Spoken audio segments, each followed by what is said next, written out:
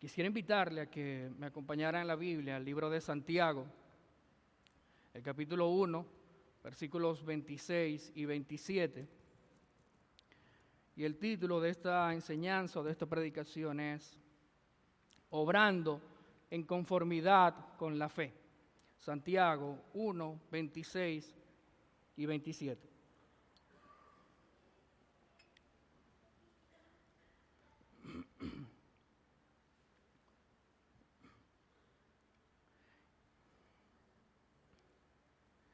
Y dice la palabra de Dios de la siguiente manera: si alguno se cree religioso entre vosotros, pero no refrena su lengua, sino que engaña su corazón, la religión del tal es vana. La religión pura y sin mancha delante de Dios el Padre es esta: visitar a los huérfanos y a las viudas en sus tribulaciones y guardarse sin mancha del mundo. El título de la predicación, como le compartía, es Obrando en conformidad a la fe. Hace algunos días atrás compartía con un amigo en la fe, un hermano en la fe, mejor dicho, al cual admiro muchísimo, tiene mucho tiempo en el Evangelio. Y una de las cosas que él me decía: a veces la gente me conoce más por mi conocimiento que por mi muestra de amor. Y me decía, yo quisiera que eso fuese a la inversa, quisiera que la gente me conociese más por el amor que puedo mostrar a Cristo y al prójimo, que por el conocimiento que tengo. Y me decía esto de una manera humillada y quebrantada, y me ponía a pensar que realmente muchas veces nuestras cabezas y nuestros cerebros se llenan tanto de conocimiento, y es tal el conocimiento que muchas veces parece que el tiempo no nos alcanza para poner en práctica lo que conocemos. O dicho de otro modo, muchas veces conocemos más de lo que practicamos, o nos esforzamos más por conocer que por practicar. En fin, ahí tiene varias opciones para usted colocarlas en el panorama. El hecho es que cuando vemos la carta de Santiago, vemos esta verdad reflejada allí, y eso es lo que vamos a tratar de estudiar en esta mañana. Nótese una cosa: una de las características de la carta, es decir, de la carta de Santiago, de las cuales me gusta muchísimo, es notar una genuina preocupación pastoral. Vemos a Santiago en una posición, pastoral, genuina, con una preocupación sincera por alentar a sus destinatarios. Santiago no solo muestra tampoco una empatía con los hermanos debido a las diversas pruebas, sino que también expresa su preocupación por el hecho de que en medio de esas pruebas no estaban mostrando un verdadero carácter o lo que eran o lo que decían profesar en la fe. Es decir, no se estaban comportando como lo que ellos decían ser. Es por esto que enfáticamente Santiago dice en el versículo 22 del mismo capítulo 21, sed hacedores de la palabra y no solamente oidores que se engañan a sí mismos. Y cuando vemos este versículo podemos hacernos la siguiente pregunta: ¿qué estaba viendo Santiago de manera general? Porque definitivamente tuvo que haber estado viendo algo para hablar de esta manera. Bueno, digamos que aparentemente él estaba viendo un grupo de personas, entre estos hermanos en la fe, que sabían mucho de la palabra, pero que en la práctica y específicamente en medio de su situación no reflejaba lo que sabían o profesaban ser. Una vez más, vuelvo y repito, sabían más de lo que ponían en práctica.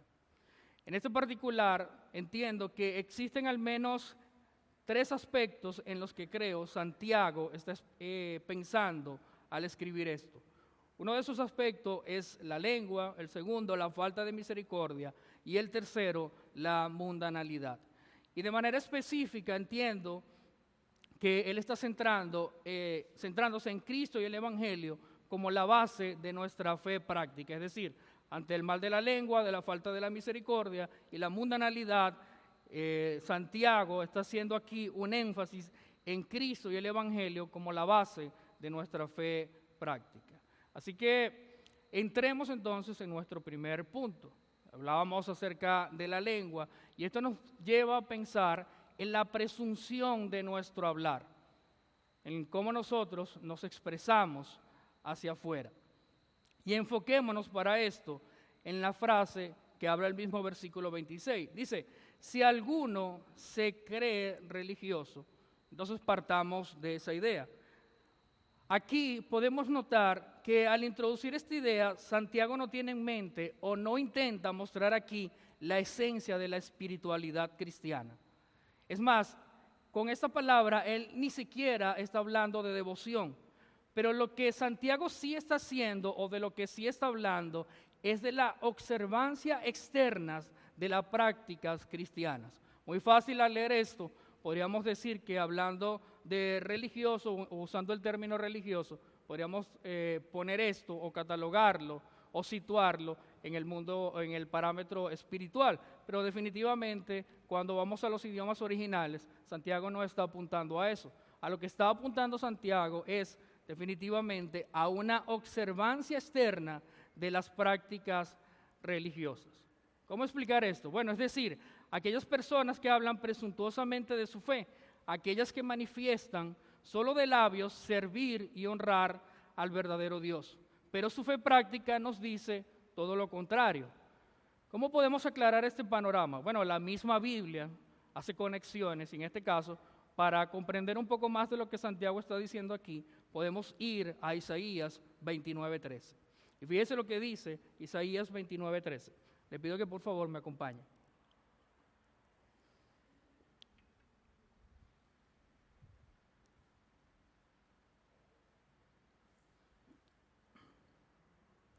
Isaías 29:13. Dijo entonces el Señor, por cuanto este pueblo se me acerca con sus palabras y no me honra con sus labios, pero aleja de mí su corazón y su veneración hacia mí es solo una tradición aprendida de memoria. Si hacemos un paralelo entre este pasaje y lo que Santiago está haciendo, básicamente estamos viendo el mismo escenario, o lo que podemos decir, Santiago está haciendo un eco de lo que Isaías estaba hablando inspirado por Dios. Otro ejemplo que podemos ver claramente en el Nuevo Testamento está en Mateo 15, y lo invito también a que me acompañe a Mateo 15, para aclarar el panorama en cuanto a este punto de la observancia de las prácticas religiosas.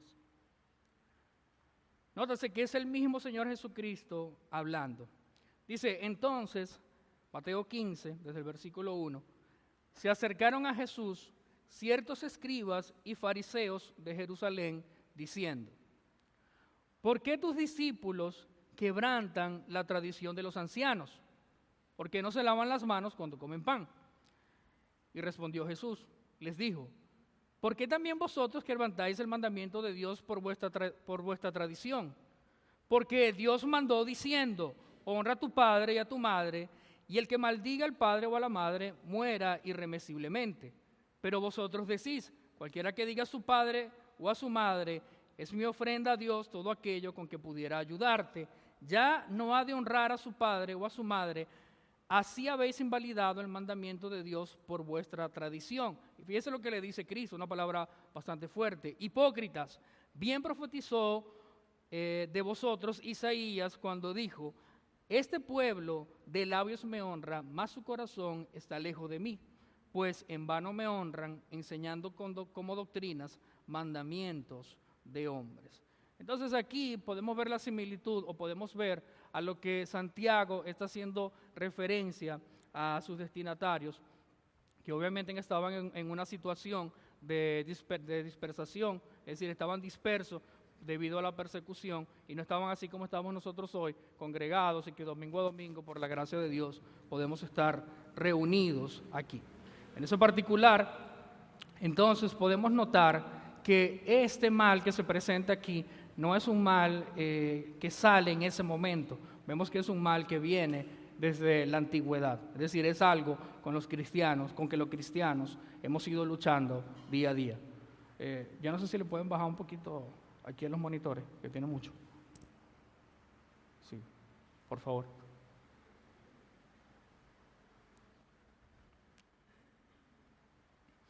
Entonces, en esta situación, recordemos que Santiago escribe esta carta, como les decía, a judíos convertidos al cristianismo. Por naturaleza, como veíamos en Mateo 15, ellos eran apegados a la tradición.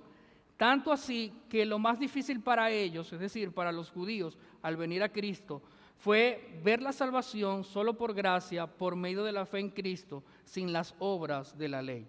Lo cual le llevó inclusive a seguir la práctica de la circuncisión como requisito añadido para la completa salvación, y eso lo podemos evidenciar de manera puntual en el libro de Gálatas, que fue lo que Pablo los acusó incesantemente. Entonces, ¿cómo podríamos ver todo este panorama? ¿Cómo podríamos unir todo esto que estamos hablando? Bueno, podríamos resumir o podríamos decir que lo que estamos viendo aquí son personas convertidas a Cristo, viviendo de apariencias, generadas de un corazón, obviamente, pecaminoso, a los cuales les importaba más el que dirán y la forma en que otros veían sus vidas que la verdadera piedad. Al punto, es decir, todo esto los llevaba a creer que entre ellos había personas más religiosas que otras solo por el hecho de engañarse a sí mismos, lo cual los llevaba a medir entre ellos el nivel de santidad o el nivel de seguidores en la fe, solamente por la presunción de seguir tradiciones y creerse lo suficientemente buenos como para verse como lo que realmente era o como lo que realmente somos. Al final somos pecadores inmerecidos o inmerecedores de la gracia salvífica. Entonces, esto lo vemos apoyado en las declaraciones de Santiago también, en el mismo capítulo 1, en el verso 13. Fíjese lo que dice, lo tiene allí más atrás. Dice, cuando alguno es tentado, no diga que es tentado de Dios, porque Dios no puede ser tentado de los malos, ni Él tienta a nadie. Y de esa misma manera, desde el versículo 16 en adelante, sigue reforzando esa idea de lo que Él está queriendo decir cuando les habla de la religión. Fíjese lo que dice el versículo 16 del capítulo 1 en adelante de Santiago. Amados hermanos míos, no erréis. Toda buena dádiva y todo don perfecto es de lo alto, que desciende del Padre de las luces, en el cual no hay mudanza ni sombra de variación. Él, de su voluntad, nos ha engendrado por la palabra de verdad para que seamos primicias de sus criaturas. En definitiva, estos hermanos sostenían un grave problema en cuanto a presumir de sus capacidades. Así que esta declaración de si alguno se cree religioso nos lleva a observar la nota de contraste que hace el mismo Santiago refiriéndose a esto. Vuelvo al punto inicial, recuerden que definitivamente Santiago tenía que haber estado viendo algo para hablarle de esta manera. Y decía que había una preocupación genuina, porque nótese que no lo está atropellando, es decir, no lo está como con un reclamo mal hecho, sino que le está tratando de hacer entender que sus conductas no eran adecuadas o no se compaginaban con lo que estaban haciendo. Entonces vemos la nota de contraste que se hace allí. Dice, pero no refrena su lengua del mal, sino que engaña su corazón. Y esto lo podemos ver como una acción enmarcada en dos hechos. Si no refrenarnos del mal de nuestra lengua es engañar a nuestro corazón.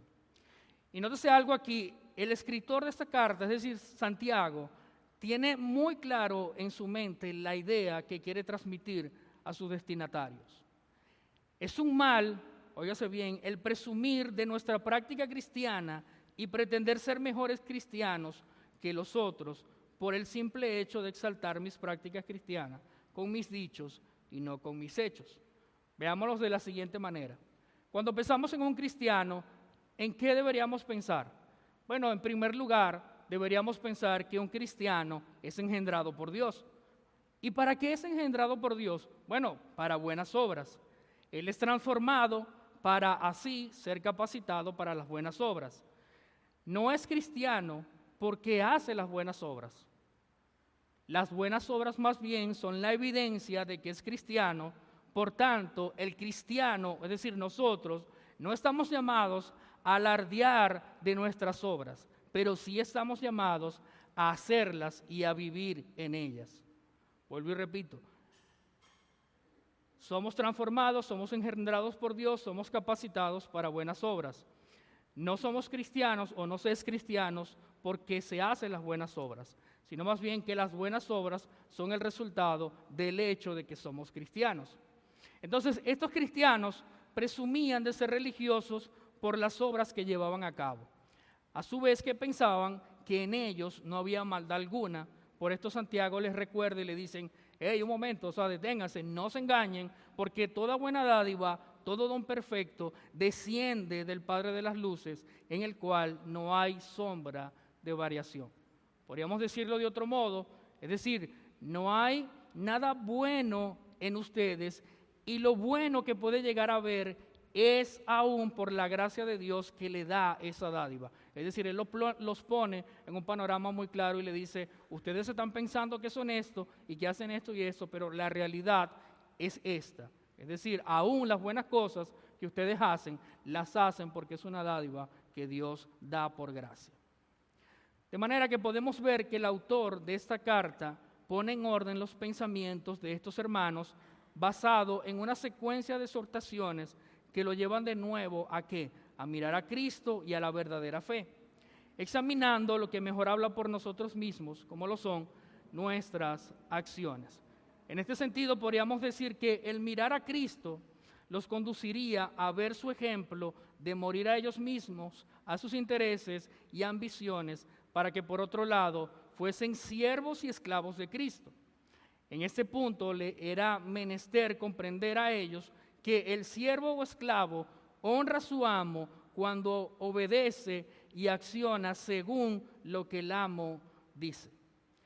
Y hagamos una nota aquí. Mira, es fácil vernos tentados a distinguir en este texto que el hablar mal o hacer uso de malas palabras, incluso hablar mal de otros hermanos, sea el uso principal dado aquí en este contexto.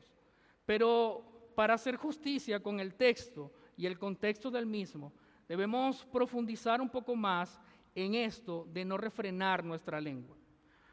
Si pensamos o miramos que el escritor tiene en mente describir una mala forma de hablar o usar el hablar mal contra otro, fácilmente desviaríamos la atención principal, la cual es directamente el engañarnos con nuestros dichos. Es decir, la idea que Santiago tiene aquí no es como que si tú no refrenas tu lengua de hablar mal contra tu hermano, de decir malas palabras, esa realmente no es la idea que cabe aquí. Vuelvo y repito, si vamos a la esencia del idioma original, cuando la idea que se está presentando, o la idea principal aquí, es que nosotros, el hablar mal, realmente es el resultado de engañarnos a nosotros mismos. Ahora la pregunta aquí es, ¿puede pasar eso? ¿Podemos nosotros engañarnos con nuestros dichos? Bueno, yo creo que sí. Muchas veces nosotros nos vemos al espejo y decimos, wow, qué bien te ves hoy. Pero resulta que cuando salimos no nos vemos tan bien como decíamos que nos veíamos. O podemos decir, me siento tan bien hoy, o hoy estoy de ánimo para tantas cosas, y puede llegar cualquier situación y en definitiva nos hace caer de ese estado donde estaba anímico o de bastante ánimo que teníamos. Entonces, en ese particular, yo entiendo que sí, muchas veces nos engañamos con nuestros dichos, es decir, nos engañamos a nosotros mismos. Entonces, podemos explicar eso de otra forma. Una persona con un deseo continuo de exaltar su yo, no considerando que por su deseo desmedido de autoexaltación, con el propósito de buscar la aprobación social, habla y fanfarronea de sus actos, al final creyendo que es más, simplemente es menos. ¿Cómo podemos entender esto a la luz de la Escritura? Bueno, hay una parábola que el mismo Cristo usó en Lucas 18, 9 al 14, que le pido que me acompañe allí.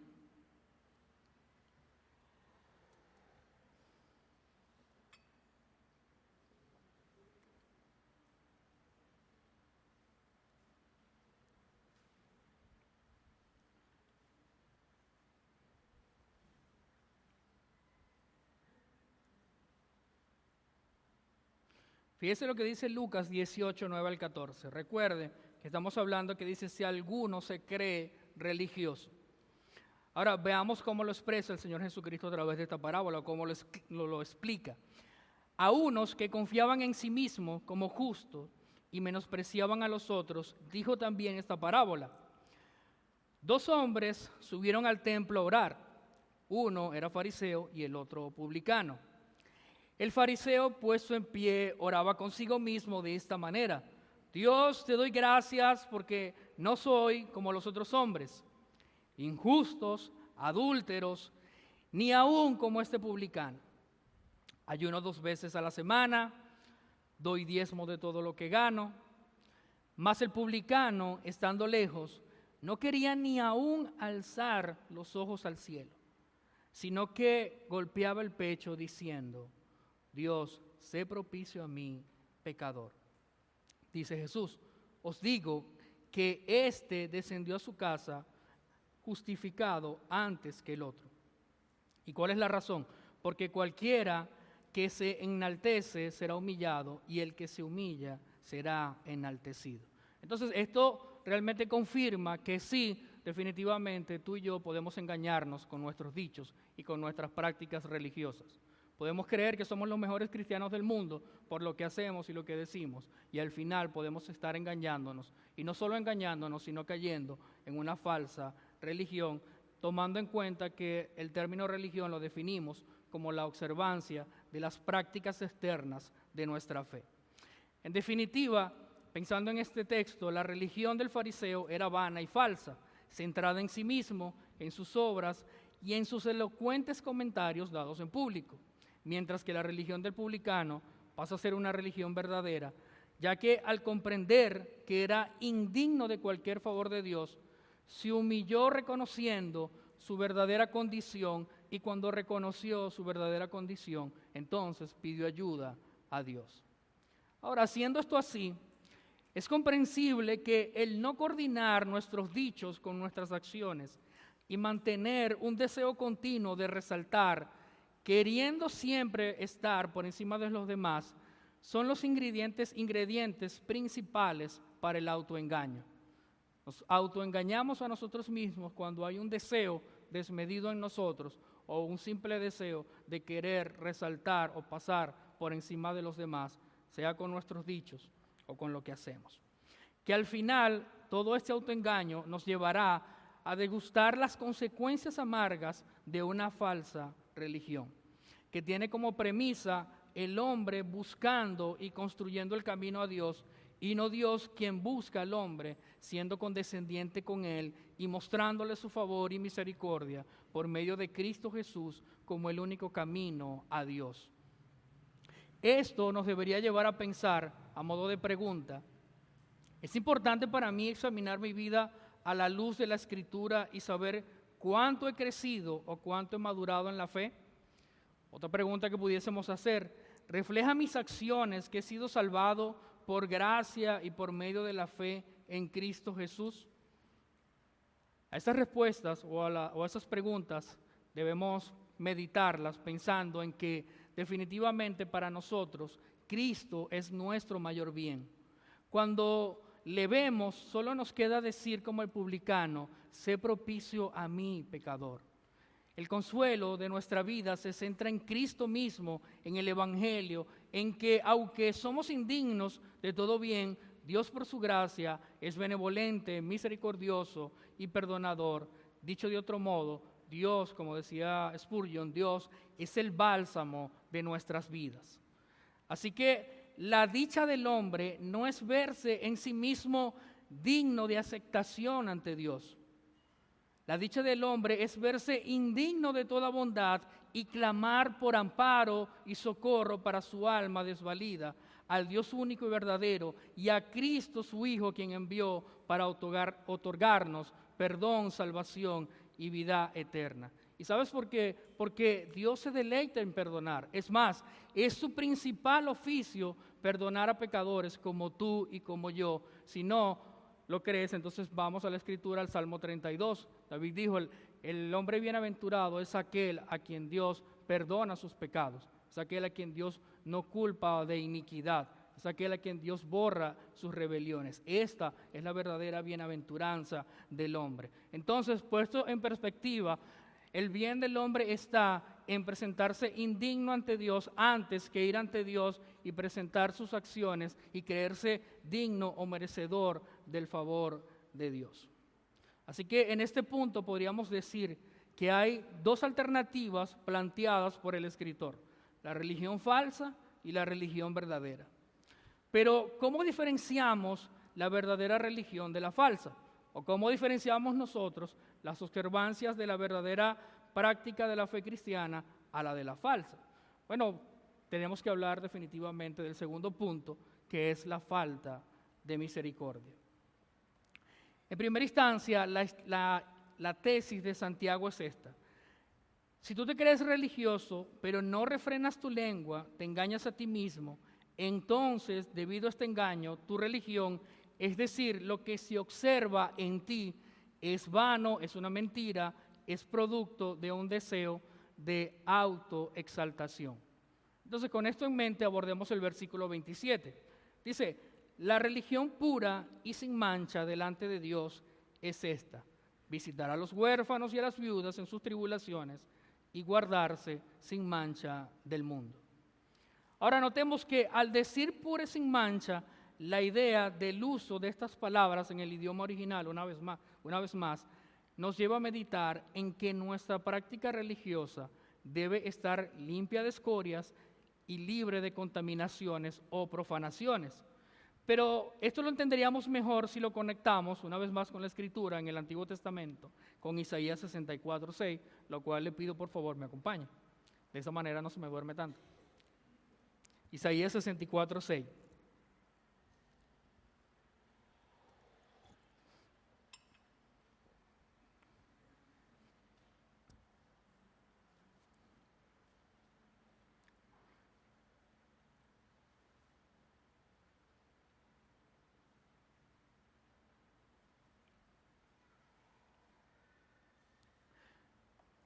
Dice del siguiente modo, Isaías 64:6: todos nosotros somos como el inmundo, y como trapo de inmundicia todas nuestras obras justas.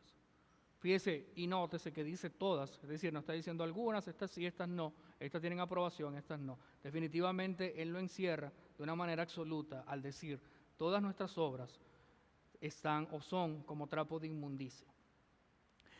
Isaías usa aquí una comparación para definir quiénes somos.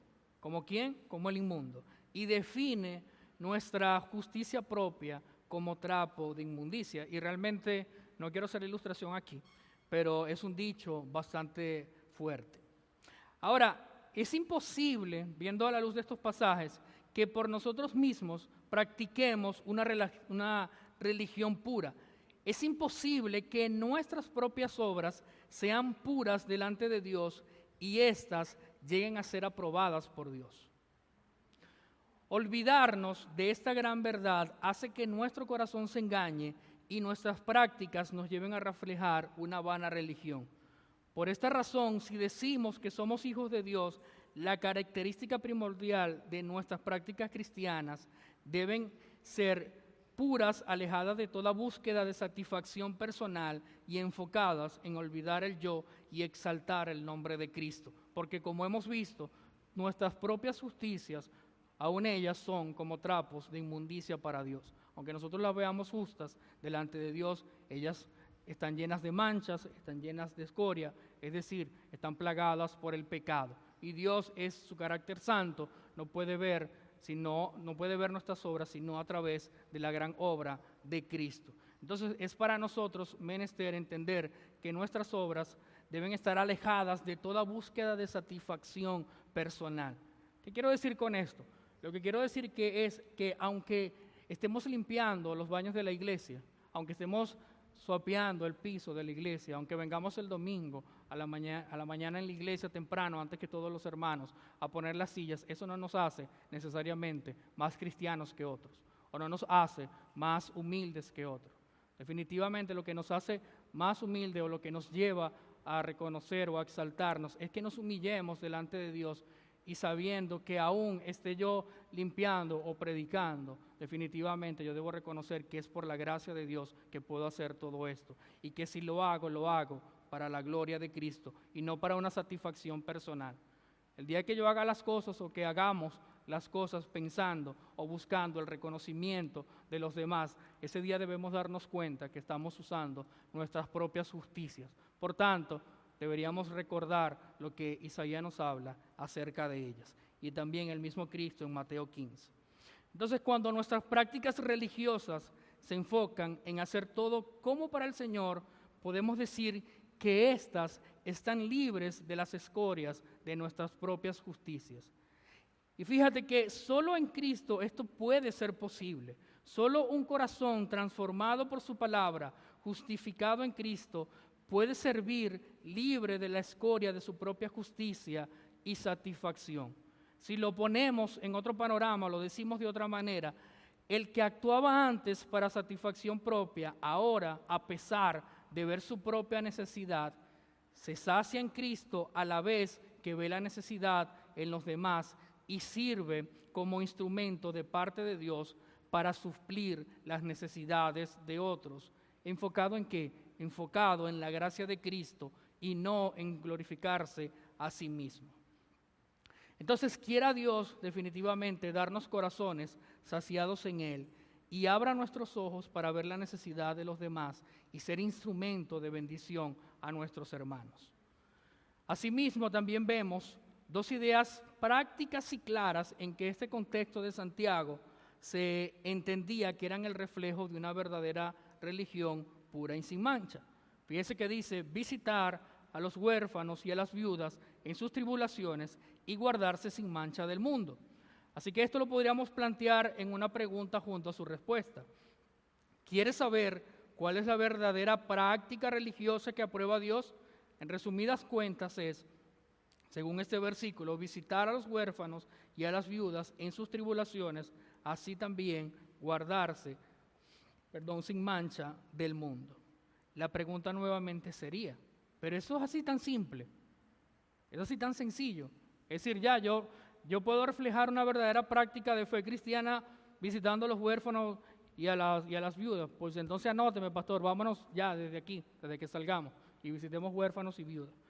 Bueno, fíjate que realmente no es tan sencillo. ¿Por qué digo que no es tan sencillo? Porque cualquiera que se propone hacer esto lo hace. Es decir, nosotros vemos al mismo gobierno, a gente incrédula, que tiene organizaciones que al menos cuidan de los huérfanos. Quizás no tanto de las viudas, pero cuidan de los huérfanos. Vemos familias que no pasa por su mente el glorificar a Dios y que cuidan de viudas que están cercas a sus familias. Entonces, realmente esto no es tan sencillo como se ve.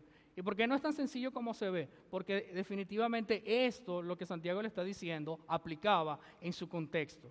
Porque ellos estaban en un contexto donde estaban teniendo persecuciones, donde a través de esas persecuciones ellos fueron esparcidos, ellos no tenían la libertad de reunirse como las estamos haciendo nosotros hoy. Entonces era un contexto bastante difícil el cuidar el uno de los otros. Por tanto, eso daba pie a que mucha gente quedara vulnerable, a que mucha gente quedara apartada, en necesidad, afligida, y era difícil estar atentos los unos de los otros, y obviamente los que estaban más vulnerables eran personas como esta. Así que lo que Santiago está queriendo decir aquí es que para que nosotros mostramos esa observancia de la práctica religiosa o de la verdadera práctica religiosa, cuando nuestros corazones se inclinan hacia el necesitado, hacia el afligido, no necesariamente tiene que ser una viuda o un huérfano. Sin embargo, ellos quedan en esta lista o en este panorama que nosotros hemos hablado. De manera que se mencionan en particular, o podemos entender que los huérfanos y las viudas se mencionan en este particular porque no tenían quien los defendiera, quien los protegiera y quien les proporcionara el sustento. Ahora, ¿qué mejor escenario que este para mostrar una verdadera práctica religiosa? Que ayudando al necesitado, ya sea por medio de invertir tiempo, dinero y esfuerzo en atender sus necesidades. Pensar en las necesidades de los demás y estar prestos a atenderlas es un buen remedio contra nuestro impulso de autoexaltación. Ver a Cristo una vez más, su vida y su obra, siempre será el motor que nos impulse a la práctica genuina de la piedad.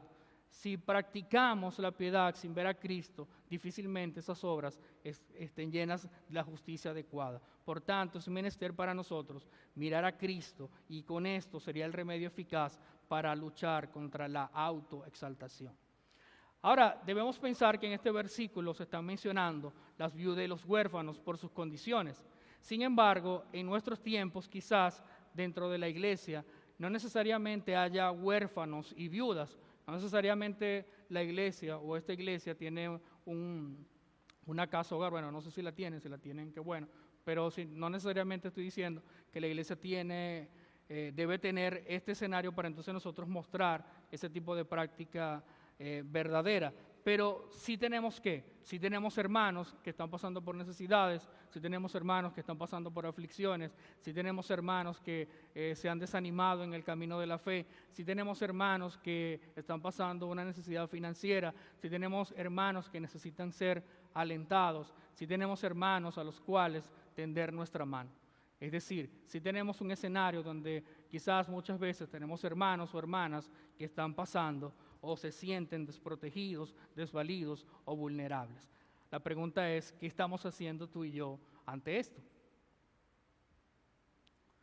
No necesitamos tener un ministerio de viudas y huérfanos para mostrar una verdadera práctica de fe. Porque como decía antes, somos personas vulnerables y muchas veces es más fácil desanimarnos en la fe que animarnos. Entonces, tenemos un escenario perfecto para poner en práctica nuestra fe. Entonces, podemos decir que tenemos una hermosa oportunidad para mostrar nuestra verdadera religión, no viéndonos a nosotros mismos, sino estando prestos para ayudar, para animar, para levantar, para proveer, dar alimento y consuelo a los necesitados. Obviamente este escenario debe llevarnos a pensar en nuestra propia vida y ver cómo Cristo nos vio desprotegidos, hundidos en nuestros delitos y pecados, caminando de espalda a Él, y en su gracia se hizo nuestro refugio seguro, nuestro escondedero, nuestro sostén, nuestro baluarte. Así que si somos de Cristo, hagamos las obras que Él nos ha demandado, accionemos en ellas para la alabanza y gloria de su nombre. Glorifiquemos al Señor haciendo este tipo de obras o mostrando el carácter de Cristo. De modo que, habiendo visto estos dos puntos anteriores, refrenar la lengua y la falta de misericordia, veamos nuestro último y tercer punto, el enfoque de nuestros deseos.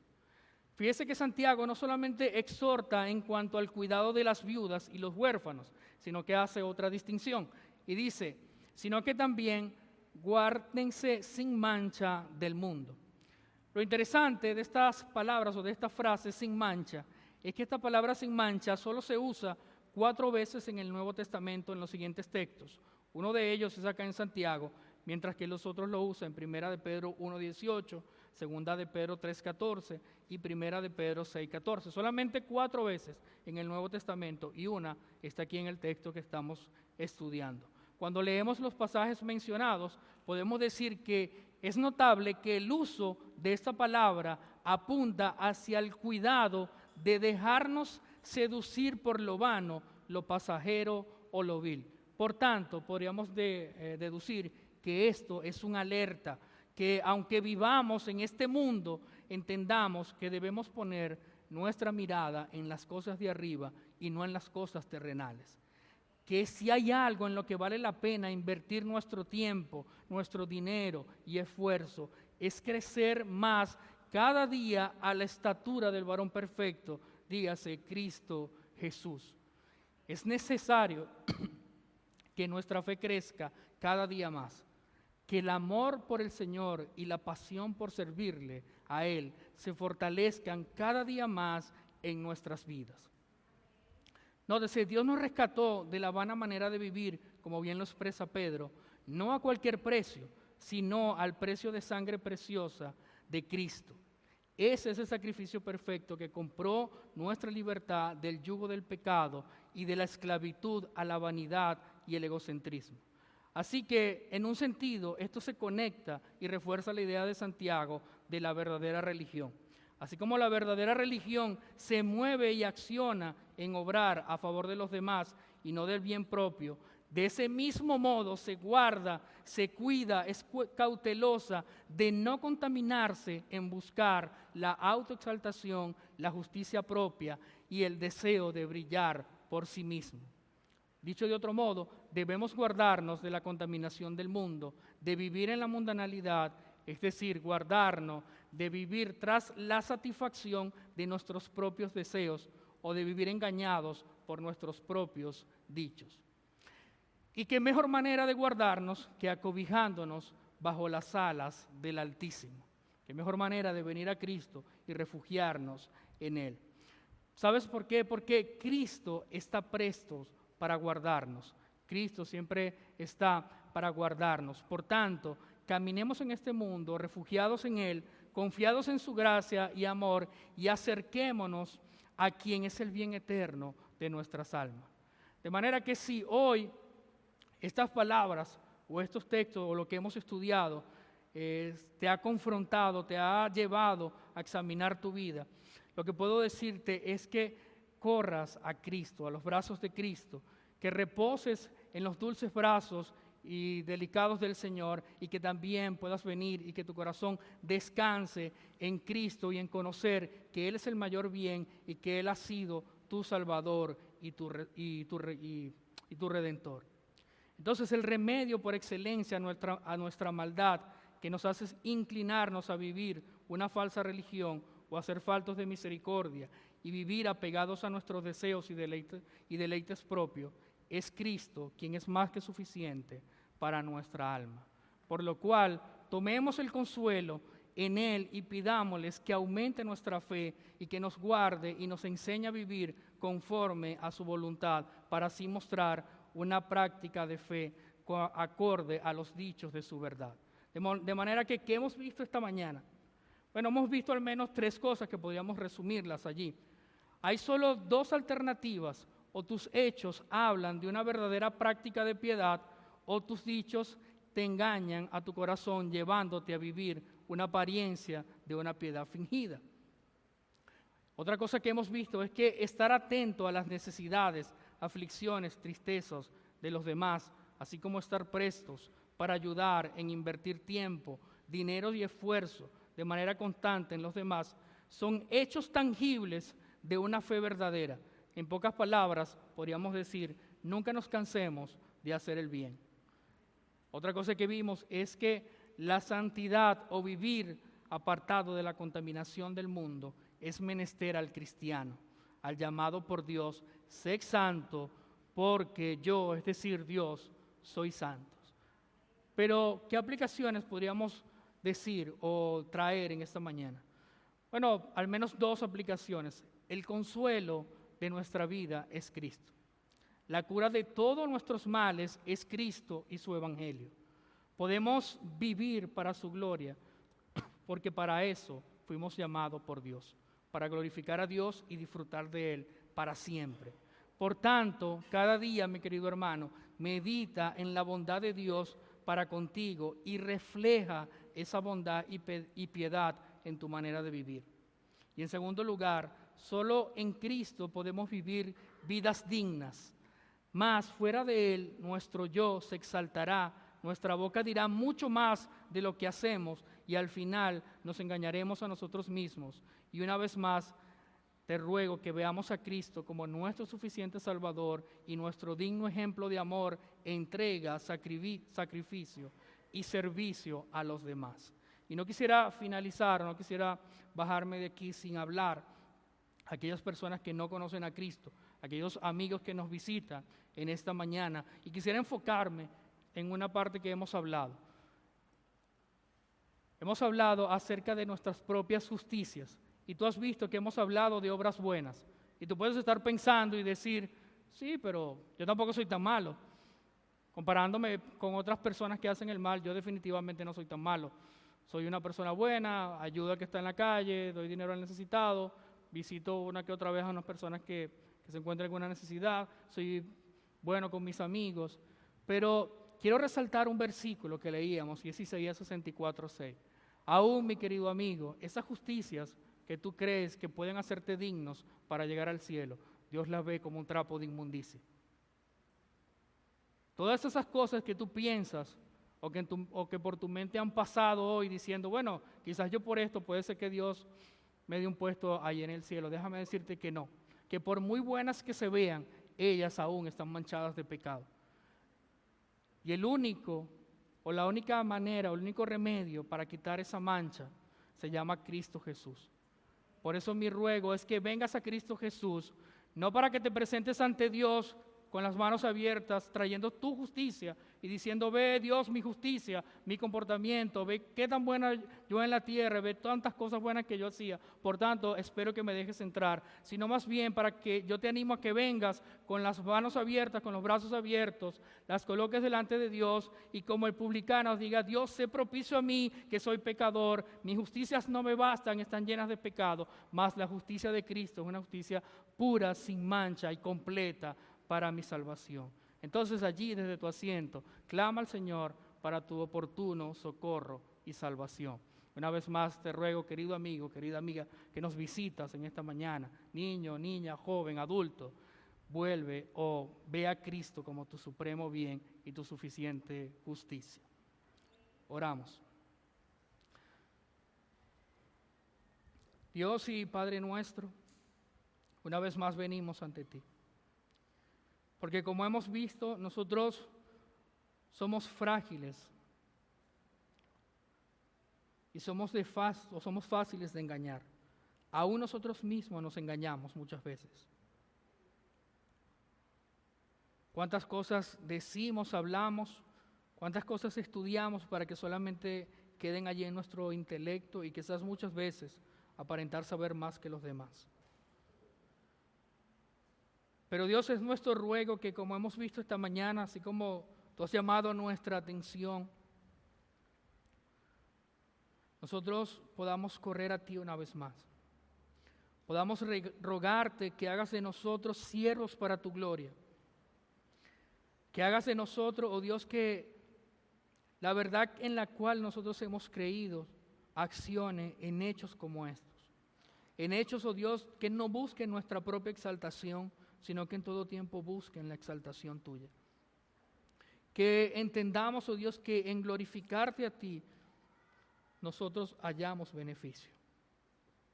Por tanto, que sea nuestro fin último, nuestra meta, oh Dios, y nuestra motivación, el hacer las cosas animados en glorificarte a ti, en que tú seas honrado, oh Dios. Que sea, oh Dios, que seamos maestros, pastores, evangelistas, que sea que estemos en la escuela dominical, que sea que estemos en cualquier área de servicio en la iglesia, que sea que trabajemos dentro o fuera en las comunidades. Oh Dios, que el interés que pongamos no sea un interés que satisfaga nuestros deseos personales, sino que sea un interés genuino, porque hemos visto que tú, oh Dios, estando nosotros desvalidos, has venido en socorro a nosotros. Y que tú al mostrarte así, nosotros también podamos mostrarnos o ir tras el socorro de los demás, pensando en que tú eres glorificado en esto y que nosotros hallamos beneficio también. Que mientras más tú eres glorificado, Dios, más nosotros somos beneficiados. Por eso te rogamos, oh Dios, que nuestros corazones una vez más se inclinen ante ti y que hallemos gracia ante tus ojos, oh Señor. Que nos dé sabiduría para saber cómo actuar y para saber cómo conducirnos. Y te rogamos una vez más, líbranos del mal, oh Dios. Líbranos del maligno, líbranos del pecado y líbranos aún de corazones exaltados en sí mismos. Y danos un corazón que en todo tiempo te glorifique y te honre a ti, en Cristo Jesús. Amén.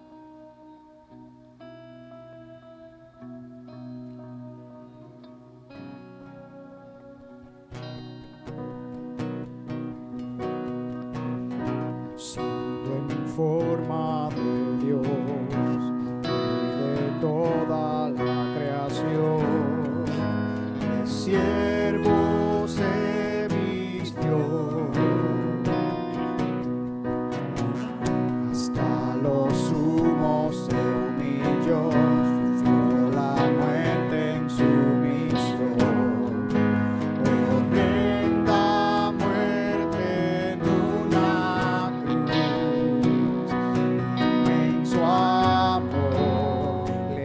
hizo deseo